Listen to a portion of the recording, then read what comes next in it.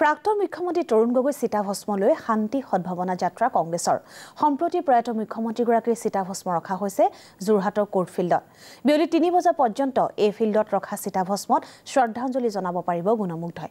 উল্লেখযোগ্য যে 9 ডিচেম্বৰত চিতাভস্মলৈ আৰম্ভ হোৱা শান্তি সদ্ভাৱনা যাত্ৰাৰ অন্ত পৰিব অহা 12 জানুৱাৰীত গুৱাহাটীত।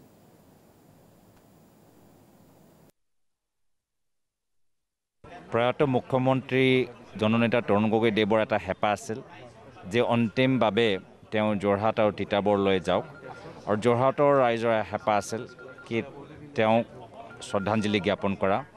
সেই হেঁপাহ পূৰণ কৰিবলৈ মোৰ এটা দায়িত্ব আছিল, গধুৰ দায়িত্ব আছিল আৰু সেই কৰ্তব্য লৈ মই আগবাঢ়িবলৈ চেষ্টা কৰিছোঁ।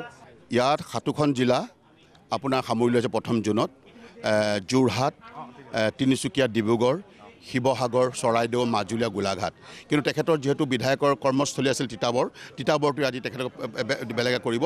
এই গতিকে এই 8টা জেগালৈ যোৰহাটসহ আজি অস্থি দিয়া হ'ব। যোৰহাটত স্থাপন কৰা হ'ব কণ্টেক্ট পিছতে আৰু আজিৰ পৰা শ্ৰদ্ধাঞ্জলি অনুষ্ঠান আৰম্ভ হ'ব। বাকী এই 7টা জেগালৈ এই পবিত্ৰ শ্ৰদ্ধাঞ্জলি অনুষ্ঠান কৰিবৰ বাবে পবিত্ৰ এই অস্থি তাৰ পৰা অহা নেতৃবৃন্দই সসন্মানে কঢ়িয়াই লৈ যাব।